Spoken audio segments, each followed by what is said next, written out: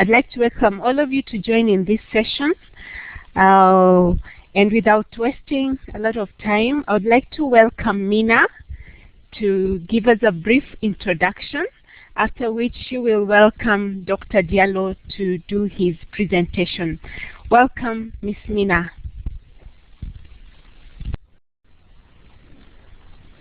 Thank you very much. Can you all hear me okay?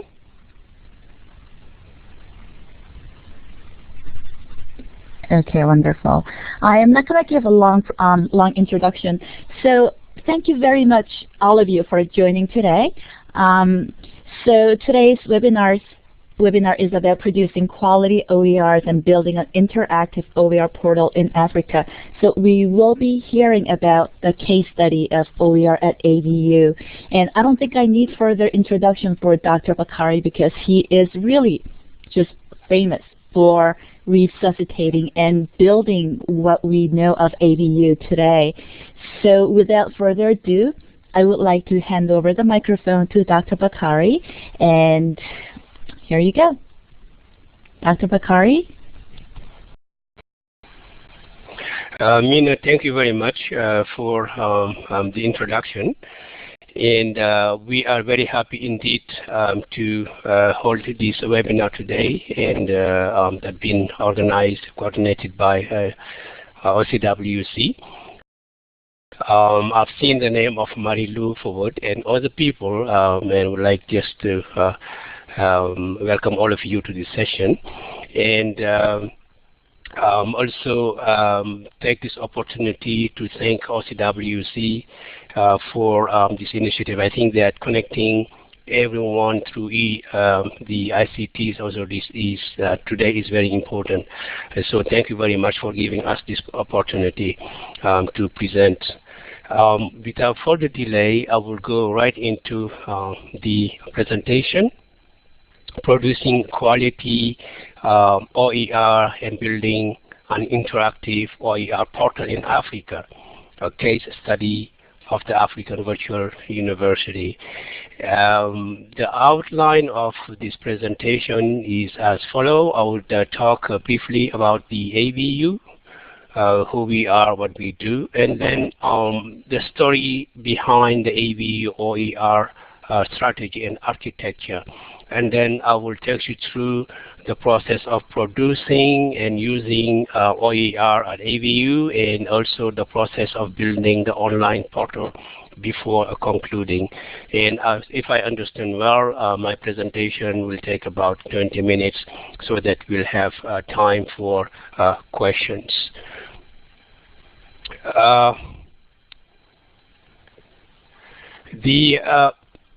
ABU is a Pan-African international organization established by charter. And ABU was actually created as a project of the World Bank in 1997 and was transferred to Africa in 2002. And it became a Pan-African organization established by charter in 2003, meaning that ABU is not a project anymore, but is now owned by African states.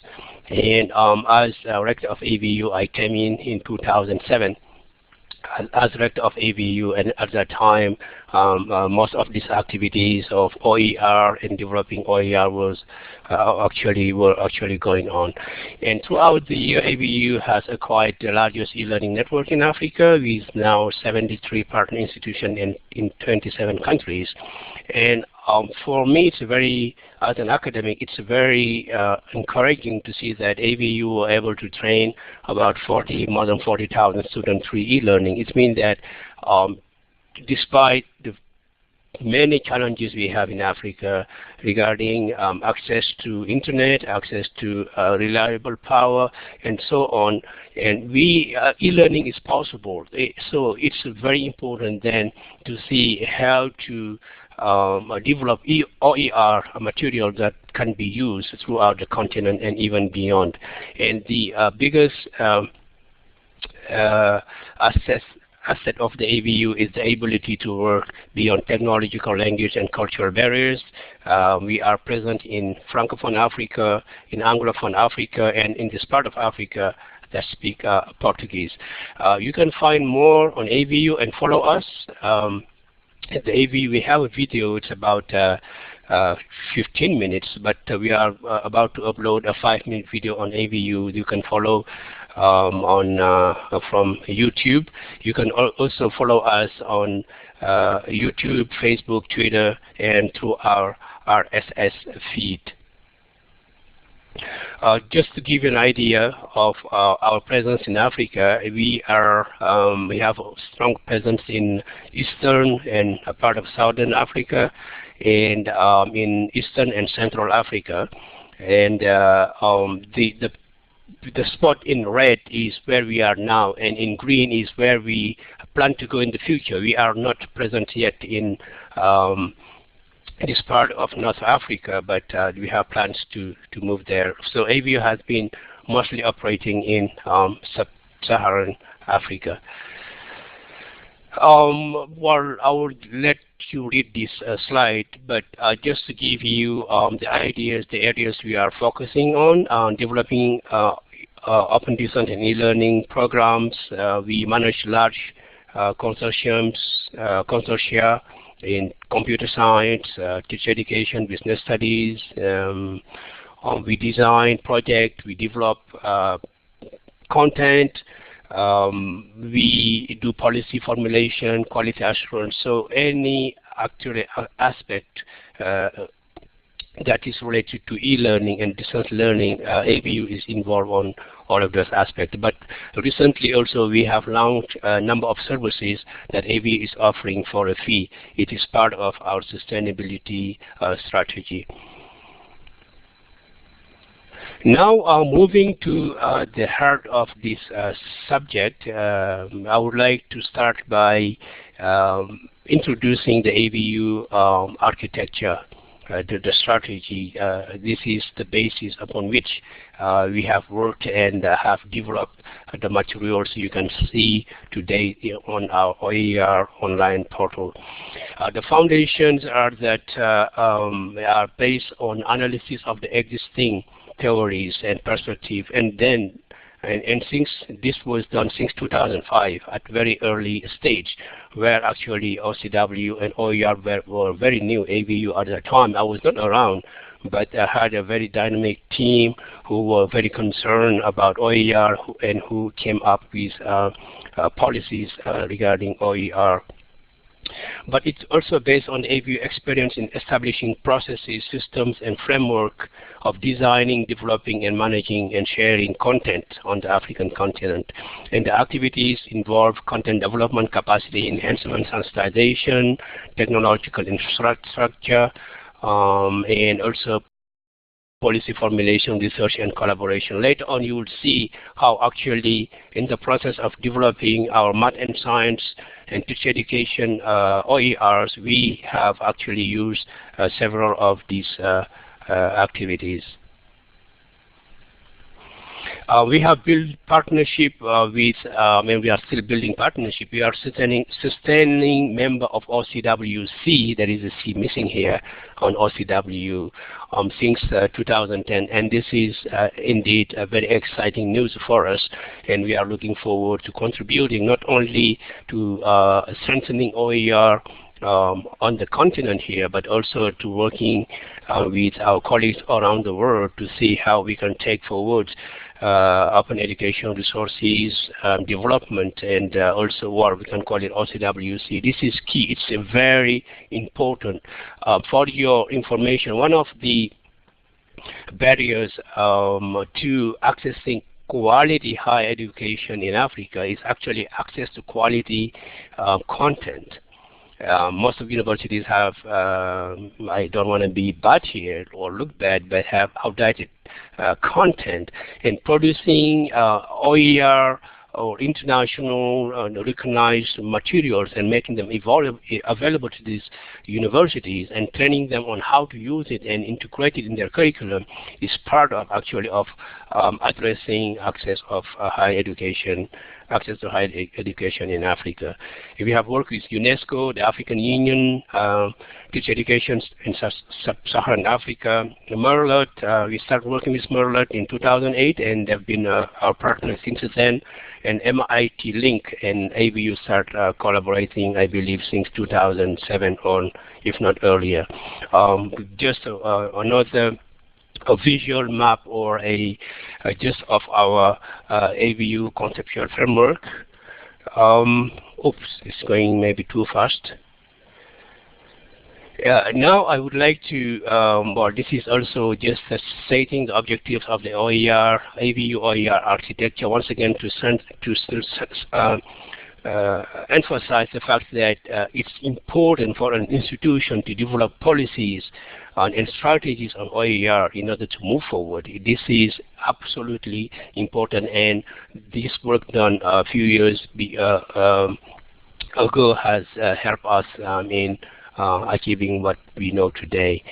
And now I would like to go in the heart of this subject, or deeper in the heart of this subject, by talking about now the development of the materials. And it started in 2005 as one of the components of what we call here at ABU a multinational project. The multinational project is was funded by the African Development Bank. It started in 2005 and just ended actually in February 2008. February 2011, sorry. And also we had some funding from the United Nations Development Program, Somalia. The project has several components, and including teacher education. We have establishment of open distance and e-learning centers, ABU capacity enhancement program, an ICT integrated teacher education program in math and science, and also we had gender mainstreaming. And I would like to focus on one of the biggest and what we are talking today about. It is the ICT integrated teacher education in math and science, and that's because what we have published later on as open education resources. These are the countries, the participating countries. If you can read well, and if you know Africa, we have Anglophone countries: Kenya, Uganda, Tanzania, Ethiopia, Zambia, Zimbabwe, and Somalia. And then we have two Francophone countries, French-speaking, Senegal and Madagascar, and another university that is in Mozambique, University Pedagogica.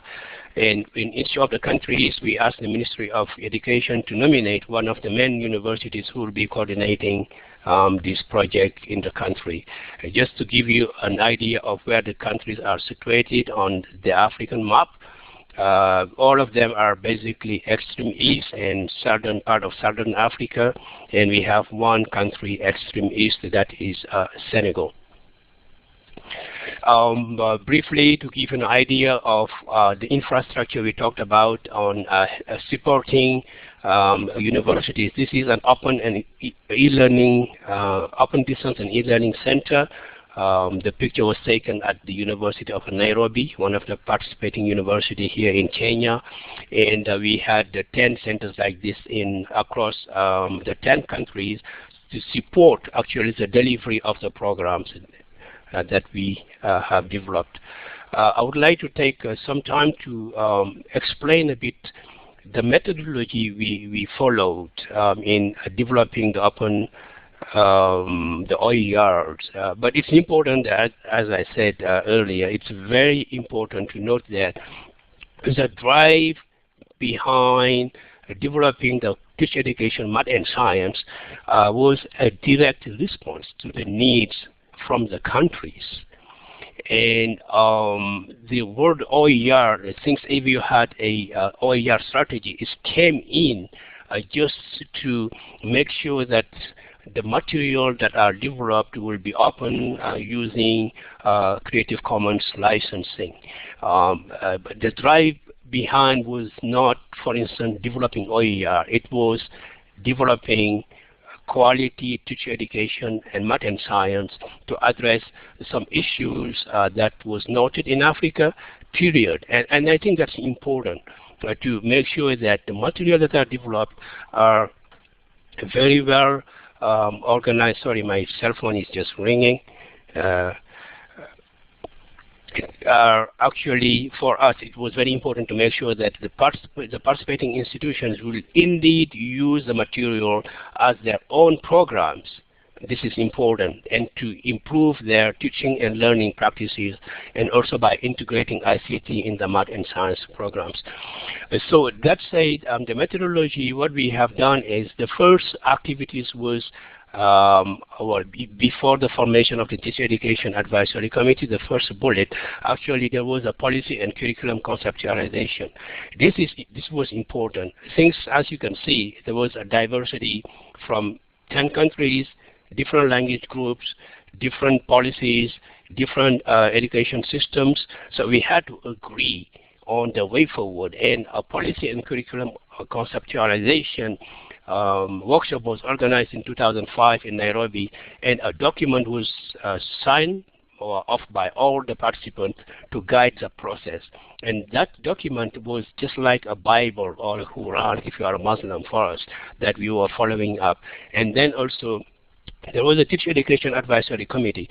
This Teacher Education Advisory Committee have had members from the 10 participating countries, and they were assisting ABU in making sure that the policy and curriculum document is implemented as agreed. That was at the governance level.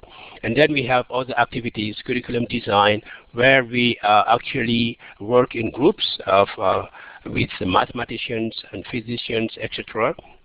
And then the mathematicians would do what we call a curriculum mapping, for instance, of all the participating universities from the 10 countries. And we use what we call a modular system.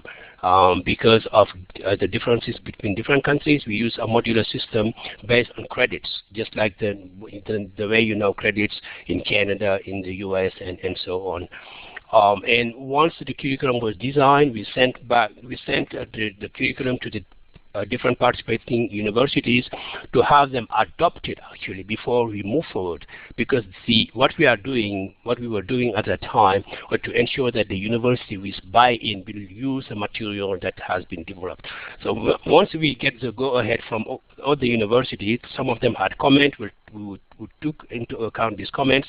We then move forward to develop the content. And then the content development process is just like any other process, is very complex. I will come back to that a bit later. And then there was a need also to design and develop a quality assurance framework that was done. And then now it was, after developing the programs and everything, we needed to launch the program in the countries. And ABU established program teams in each participating country in coordination or in partnership with the Ministry of Education and the head of the university, the president or rector, whatever the title is in those universities. And then there was the establishment of a Teacher Education Virtual Consortium, which is very important. The countries requested that so that we can move forward after the project. Now the project has ended. The material has been developed, but the institution would like to work together, so then we still have the Teacher Education Virtual Consortium. And then please, somebody let me know if I'm talking too. I have 10 minutes left. All right. Just let me know if I'm talking too fast. Right. And then we had a pilot study for the teacher education program, the modules that were developed in 3 countries. All right, so I'm speaking. All right, that's fine. Thank you, Mina. We have a pilot study in Senegal because we wanted to see how the material would be used in a francophone country. We had a pilot in Kenya to see how the material would be used in an Anglophone country. And we had also a pilot in Somalia. As you know, Somalia is a very different place. It's very challenging, so we decided to have a pilot there. And the result of the pilot then informed the launch of the Math and Science program in the 10 countries. And now the countries are in a different level, if we want, of implementation. Some of them are using it as bachelors of math and science. Some of them are using as diploma. Some of the countries are using also the same material to upgrade unqualified teachers, for instance, in Senegal. Overall, the statistics I have from now, it shows that 4,000 students, this program was launched in 2010, that 4,000 students are enrolled through the 10 countries and through AVU certificate programs. What is important here is that they are using the material that has been developed together, or they adopted or changed it, the material to like in Senegal, they have added few more subject matters, like in linguistics and so on. And what is remarkable for me and for us at AVU is that the materials we develop are adopted in the countries, are taught as in universities, and at the same time they are open education resources. So I think for us that is what's one of the most remarkable achievement of this project. So I have, I guess, a few minutes. I will just go quickly. I have a few slides left. I will just try to go quickly through them. But I think that the methodology will give you an idea of how we were able at AVU to do that. And I must thank what we call a project management team at AVU that was instrumental in implementing and coordinating this program here. The achievements of this include, well, I talked about the policies, quality assurance, but 219 modules of math and science in 3 languages: math, science, teacher education, ICT-based skills, ICT integration in math and science. The modules were structured as 4 Bachelor of Education in Math and Science and as diploma and certificate programs. Open education resources was used in the development process, and as you know, they have been released as OER.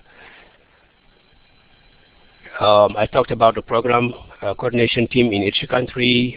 It's important to note that also in the process, AVU has trained some 459 academics in different ways. And also the material, you can see them on the AVU OER portal, but actually we are using Moodle, and they are structured and ready to be taught online, and some of the partner institutions are using that. The material are also available on our Moodle platform. Establishment of a community of practice, and then I will move quickly to the next. All right, I will just take 1 minute to explain what we have here. This is the process that was developed regarding the development, harmonizing the consortium. What it says is that on your left side, where you have the list of countries, we have the curriculum from each of the country in math. The second were harmonizing curriculum. We have math, physics, chemistry, biology, and science.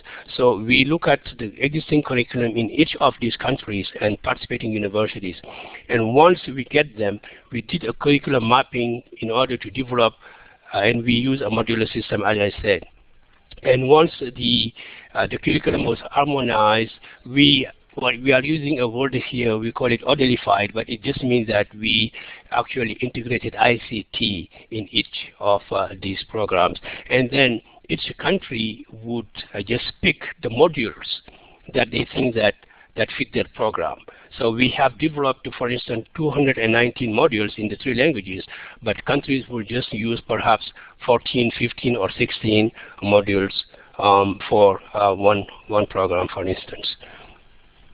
The next slide. James, how am I doing with time? Maybe 5 minutes? The next slide just give you an idea of the process we use to develop. Okay, I think I'm going too fast.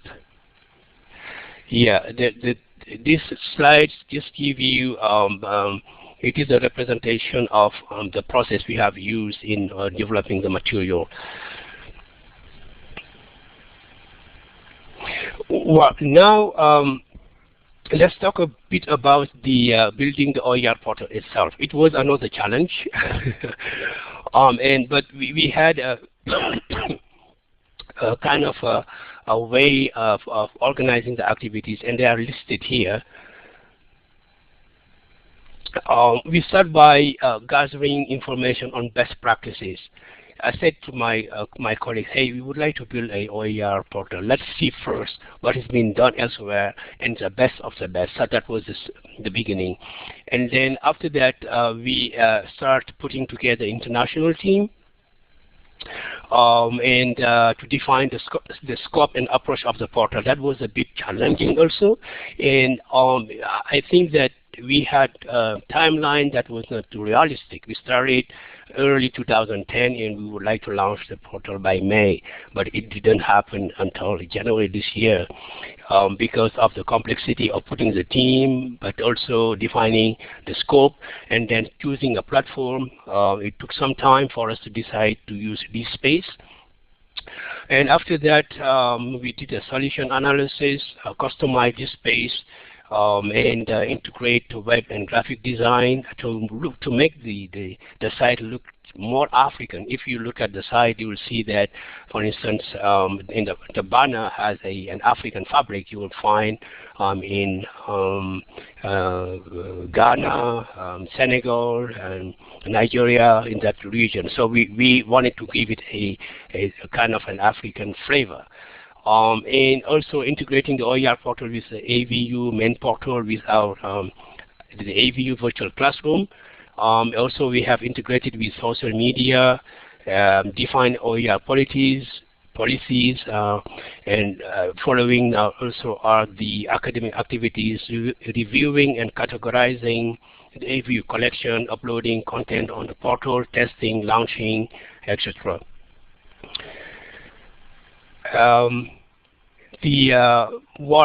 This is the analysis. I would not go, it's very technical. These are the elements that we had when we were considering building the portal.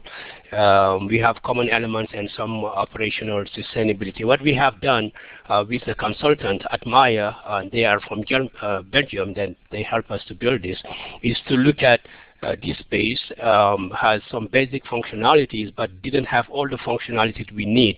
So we discuss and look at our budget and agree on the best functionalities for us. So that was the purpose of the analysis. And on the academic front, we had also a series of activities that are these ones. Reviewing the AVU existing collection, restructuring into modules, units, learning objects, reviewing, refining, defining, and documenting our policies and standards, reviewing and categorization of materials, etc. So we had a number of activities that was implemented at the academic level. So if you look at the implementing team, we have AVU from the Office of Director, my office, and we have the AVU Multinational Project Coordinating Team. The Information and Technology Department was involved, and the Academic Department was involved at AVU. And we have a number of consultants, a portal development coordinator, DSpace expert, OER expert. The OER expert was based in Toronto, in Canada. The DSpace was based in Belgium. Web developers and web and graphic designers was based in Kenya. So it has been a very international team, and we had never met physically to do this. Everything was done through a virtual meeting and email.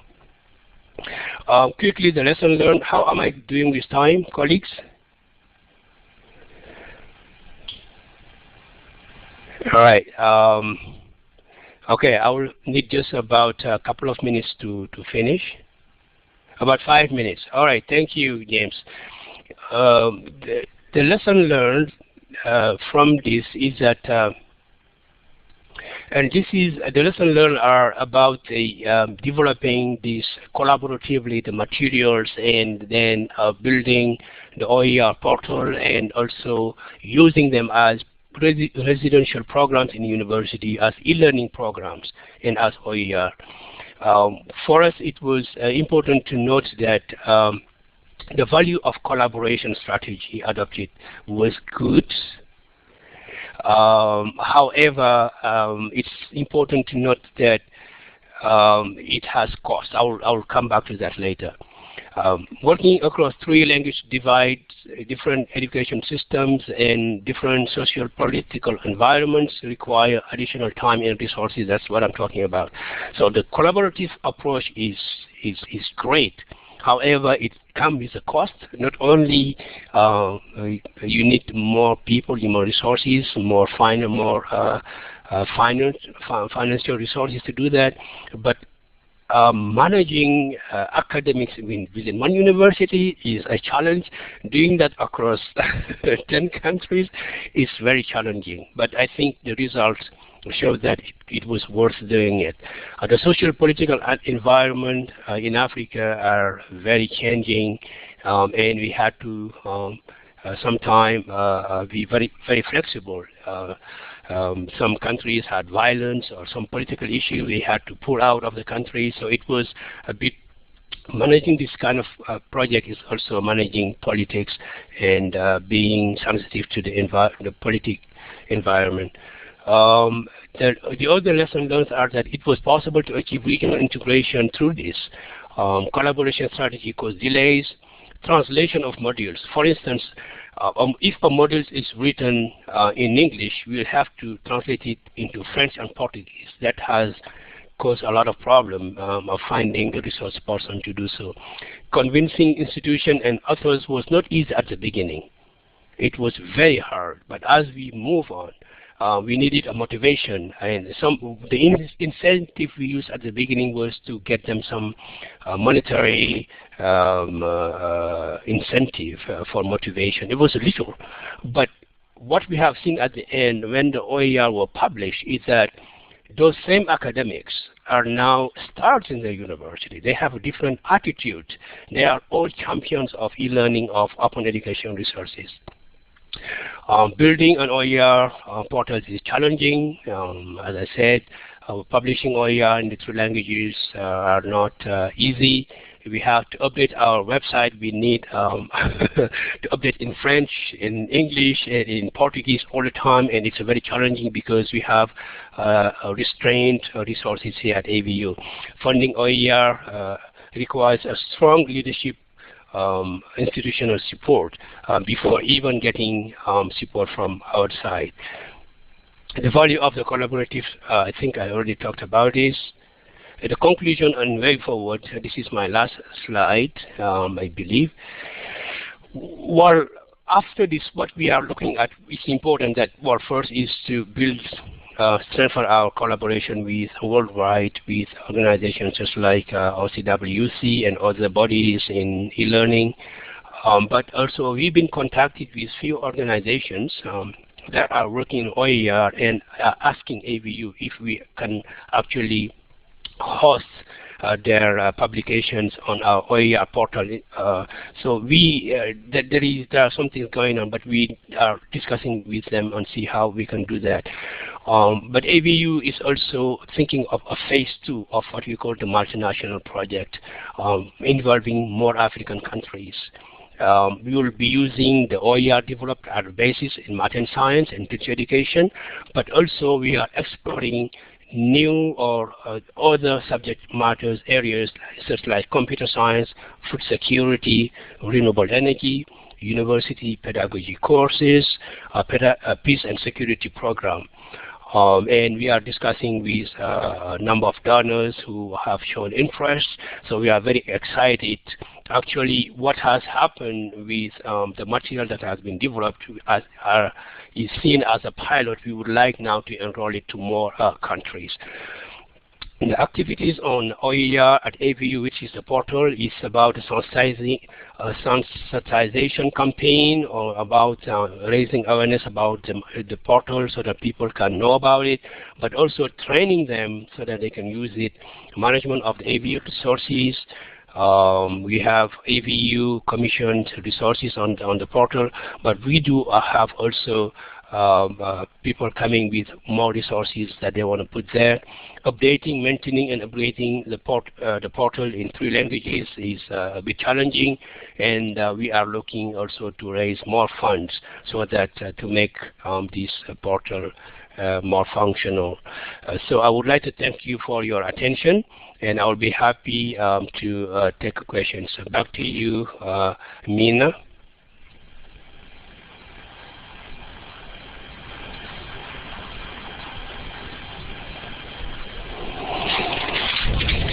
Supposed to facilitate the discussion now, please? Yes, yeah, I think so. Since this is the webinar has been coordinated but initiated by OCWU, I think that this is the end of my presentation, and perhaps you should be coordinating from now. Or you tell me what we should do. Okay, thank you, Dr. Bakary. So if anybody has any questions about what has been covered today, please go ahead. You can either type in the chat window, or you could, everybody has a speaking right. So all you have to do is press on the microphone button.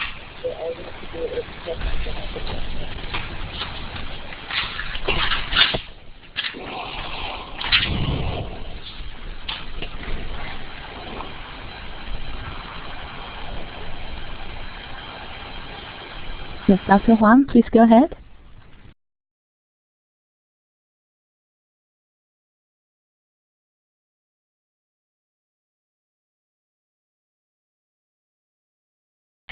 Iqbal would like to ask a question, Mina.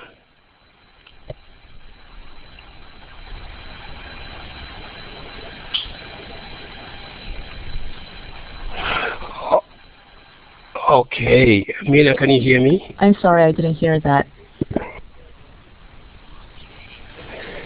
Yes.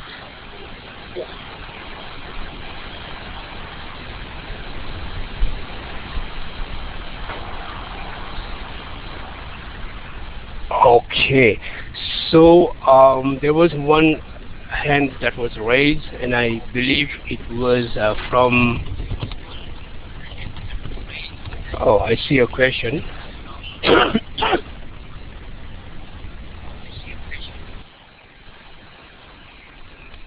The question, I think you can all see that it is from Caro Botero. Apart from translating OER content, okay.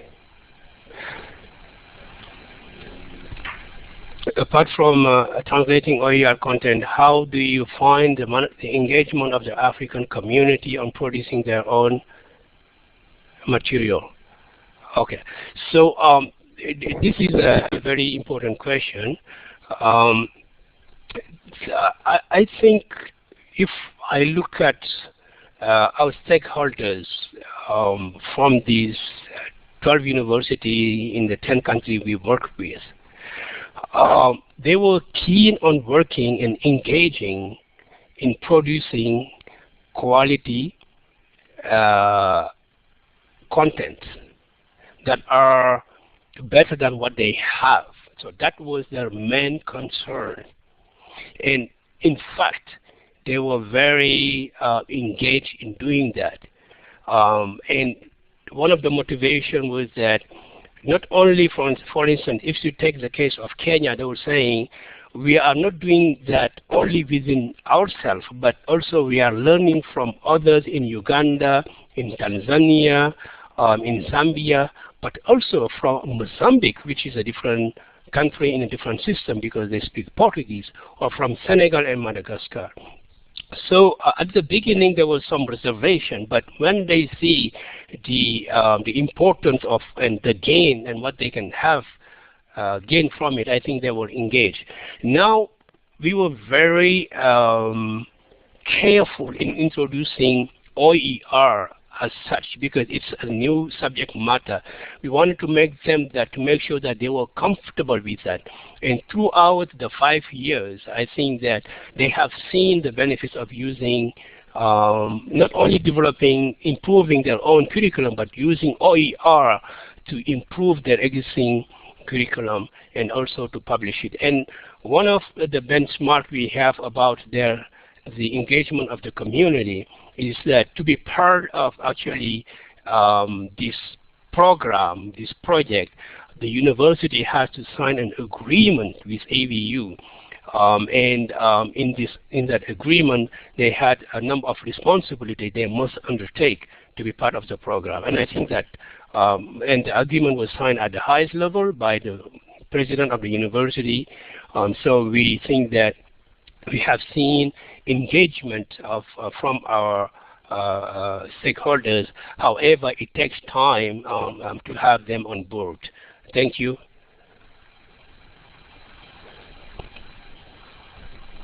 I think I have another question.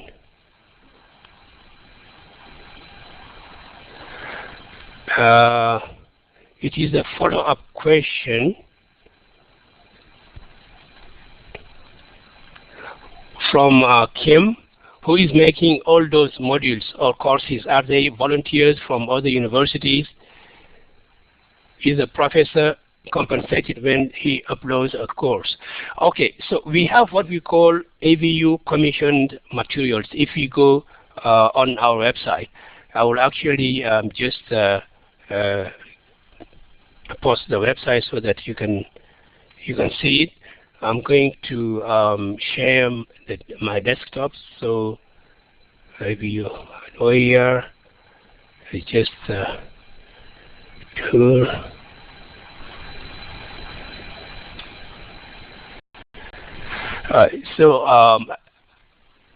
Yes. So I think you can see the website now, and can someone confirm that they can see the website?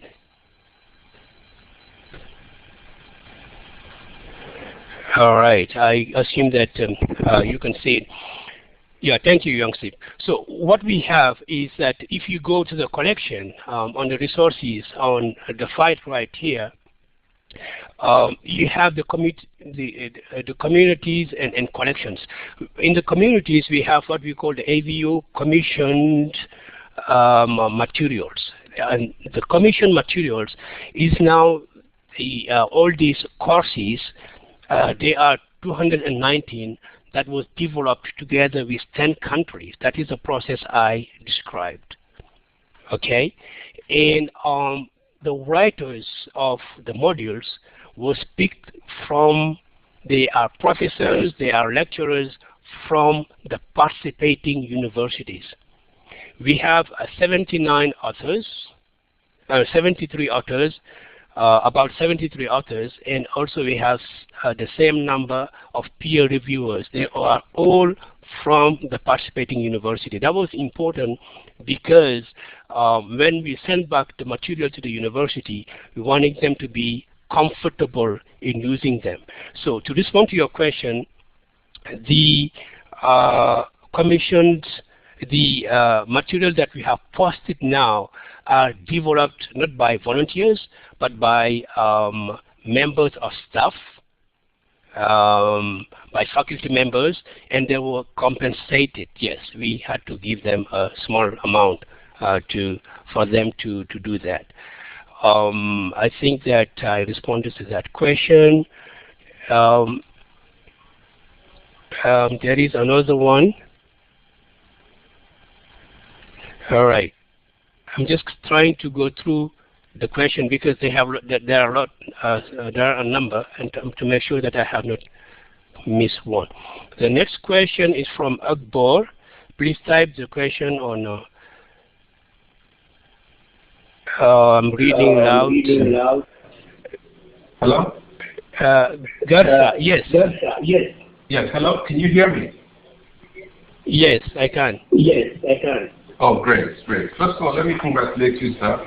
I'm a Nigerian. I'm working in the IAA in Vienna. I'd like to congratulate you. Your work is, yes. Your work is noteworthy. I think it's also quite urgent, and the fact that your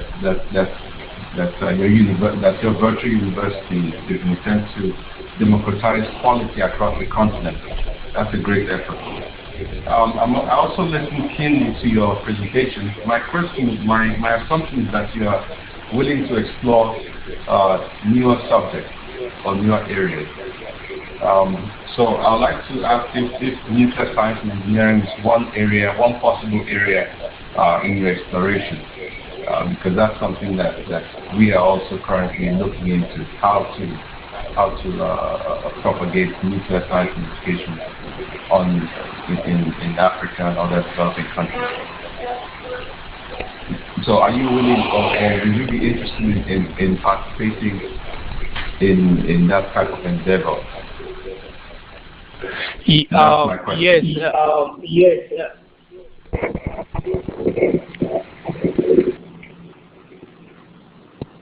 It's definitely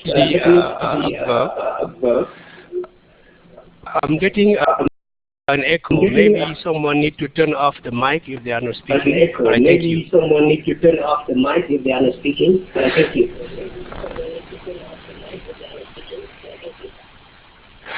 All right. Yes, we are exploring. I know that science is very important to Africa, and we are exploring always to working and adding new subjects. Definitely, the board of AVU. We have AVU is governed by a board of directors representing many African countries, and then. But I'm sure that the board will be more than happy to explore new subject matters, and definitely I can give you some indication that this will be personally as head of AVU. I would treat your proposal with great interest and see how we can move forward or what we can do about that. But we will be interested in principle, definitely.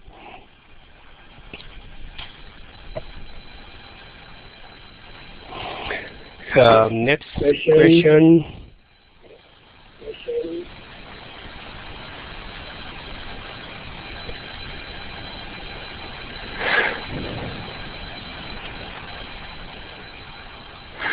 Do you have further question? Mina, have you received another question I have missed? I may have missed or something?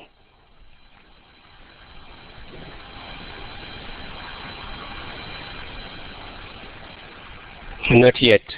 No, not yet, Dr. Bakary. But I know that Kathleen has been working a lot with African universities, and Professor Kim is planning to work with African institutions. So I know that they have a lot of questions in their minds right now. Guys, this is your chance.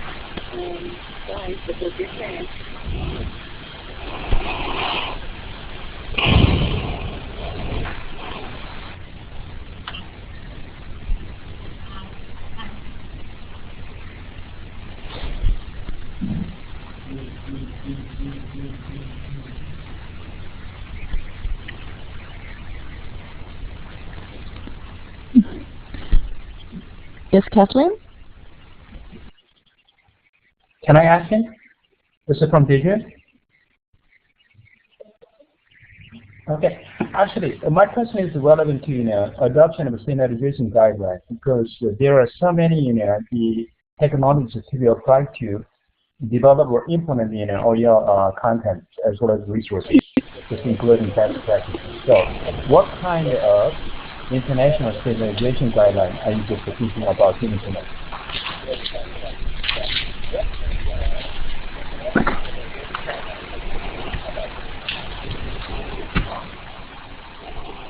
International. I missed the part of it that's from Kathleen. You talk about international. Standardization guidelines. Standardization. Okay, standards. Just like. Yes. Okay. Yeah, Scrum or IMS common categories or common. standardization guidelines. Okay. Okay, so that is, are you talking about the format? So because if you talked about the SCORM and so on, this is the format of the materials, or are we talking about quality assurance? Because in terms of standards, we have a quality assurance. We developed a quality assurance framework that was agreed on with all the countries, but also we have developed the materials. Most of them are in different formats, as you can see from our website. They are on PDF format, they are on Word format, we have videos. But we did not actually develop all of them in SCORM format. And it's now when we are uploading onto our learning management system, that's where they are structured into activities, teaching and learning activities.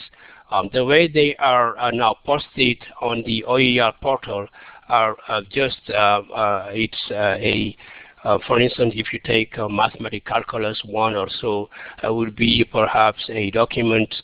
It's just a Word or a Word or a PDF document format, and we have also integrated some videos in it. So that's the way we developed that. I don't know if I have answered the question, because your voice was breaking out a bit, so that I didn't get everything. Was that the answer to your question? Well, yes, this is part of it. But actually, what I'm looking focused on adoption of information standardization guidelines is which will become really important to accommodate different just media environment that the students wanted to use, because to implement multimodality, right? So it is really quite important to just realize, just accessibility to the information, including kind of the OER, OCW, and et cetera, et cetera. So, okay, it's okay. But another question is that actually how to design your incentive system is really important to encourage, the content developers to be much more engaged in developing this OER content.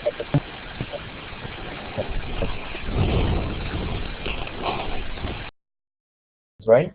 Which kind of incentive systems are breaking up for me as well, just a little bit. Designing, because there are many countries just wanted to involve in this kind of activity, this kind of group. So, okay. So I think that the design of incentive system much more attractive to the developer is really quite important. What kind of the strategy are you going to think about?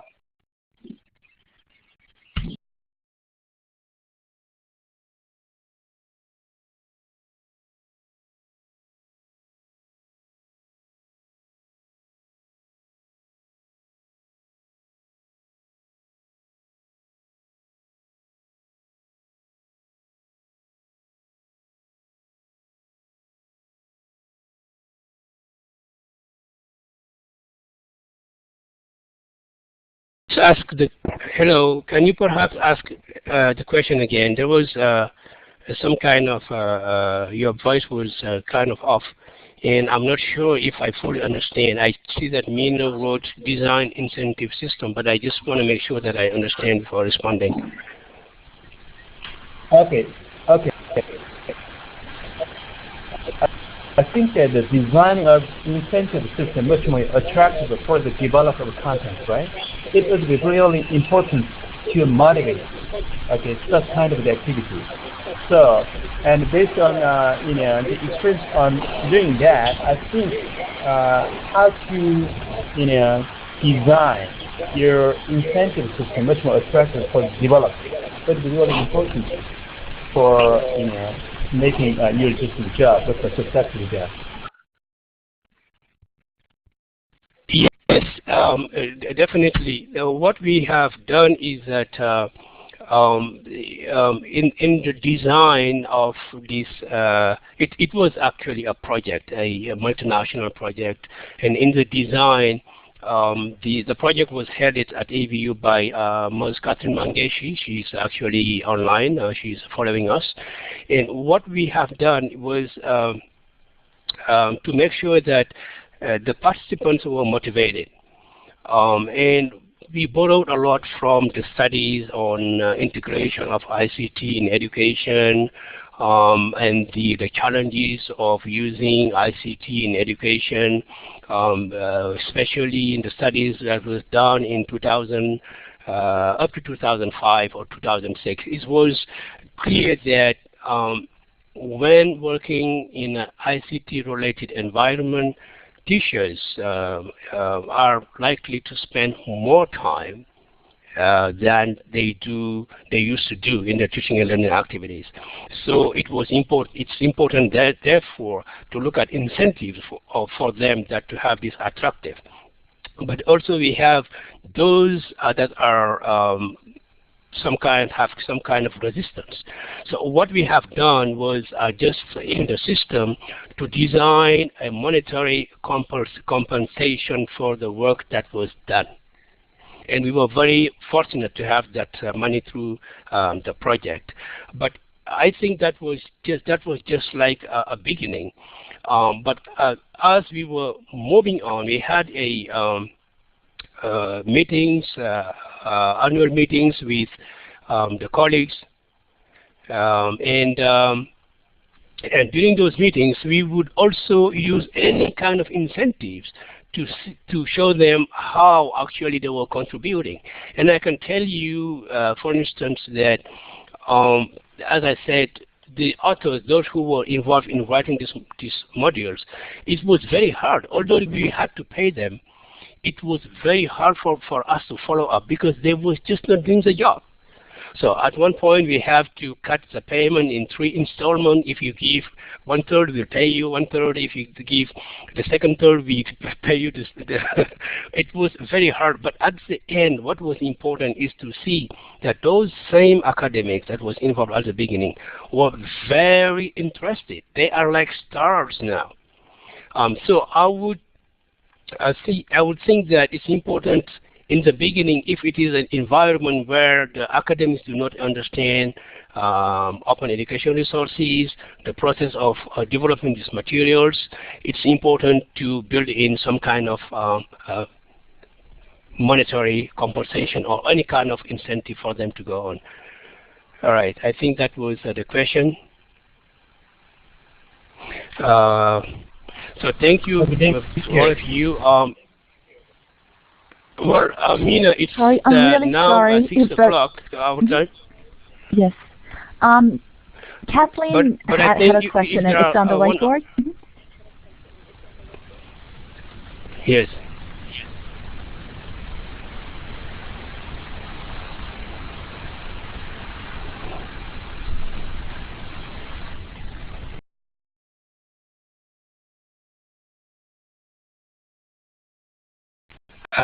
There is a question from, let me see, from Kathleen. Is that right? Well, I don't think there is a prescription on starting from scratch or no. But for us, it was important that since we were working with institutions, to ensure that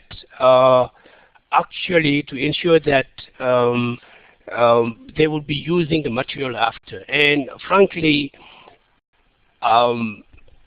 it was suggested at the time to go with the existing materials, the existing curriculums, because we worked with universities that was established like several years ago, and like from decades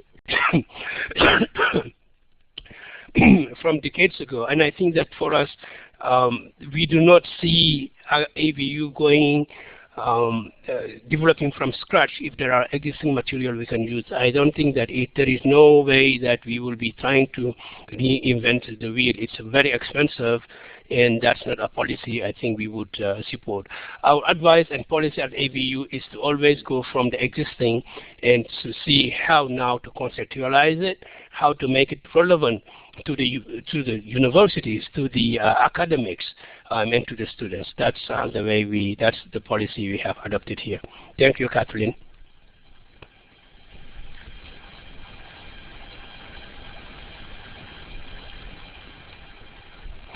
All right. Okay. Back to you. Do you have more questions?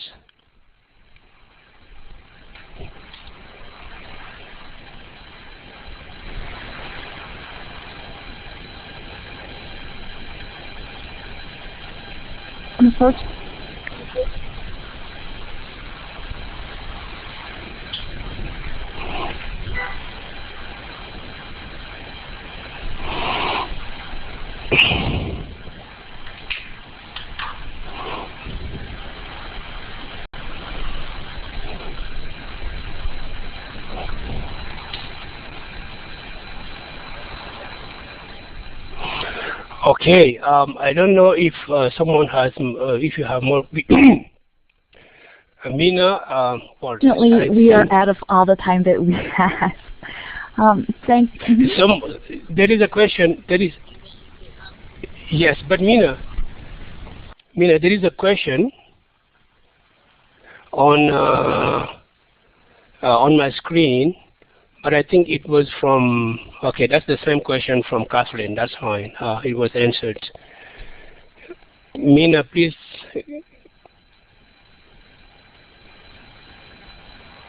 Mina, please go forward.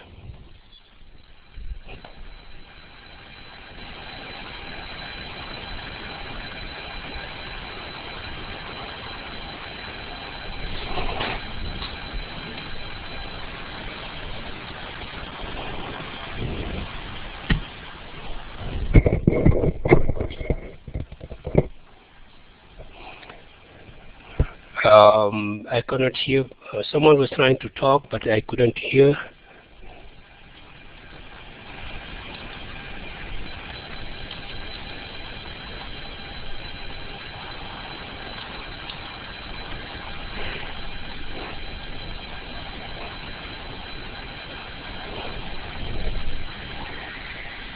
Oh.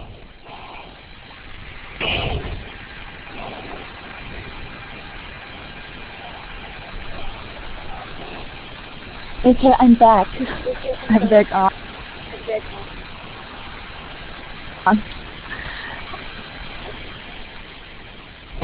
Okay, there is a last question from would you like young to have a concluding statement? Okay. Well, I will go. The concluding statement would be with this question from Kim. How much is the tuition for a full-time undergraduate student?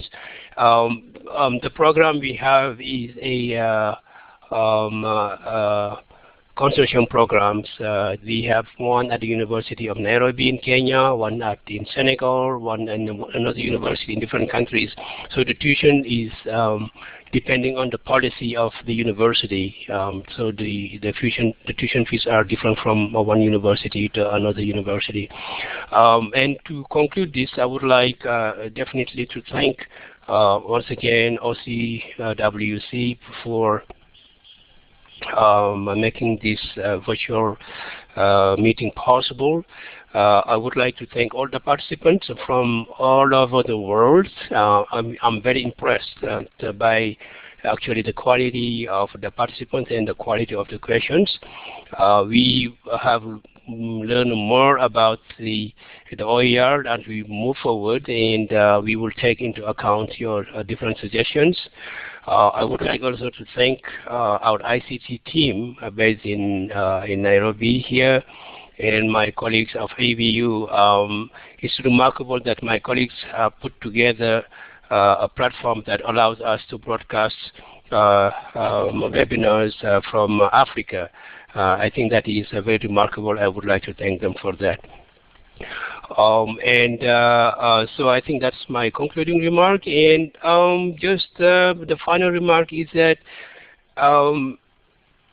the OCW movement is important to the world. We do not know what the impact of ICT in education would be, let's say in 5 years from now or in 10 years from now. I'm saying that because just making few parallels with what is happening, what has happened in Tunisia, in Egypt, and throughout the Middle East now, ICTs are being used as an instrument by the youth to achieve their objectives. And we do not know how that movement will impact actually the education sector. They might just wake up one day to say, hey, we don't want your system anymore. It's outdated. We do not know. So I think that it's absolutely critical to integrate these ICTs in the education system, to democratize the use of the development and use of OER. And we are a champion of doing that in Africa, and we will do everything we can to make sure that the OER movement will grow in the world. So thank you very much for your patience, and thank you for also attending the session. Bye-bye.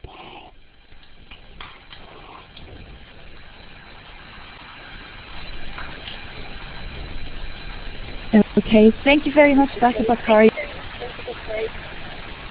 I would like to again thank you and the wonderful team at ADU. I'm going to make the video and the slides available for everybody to review later.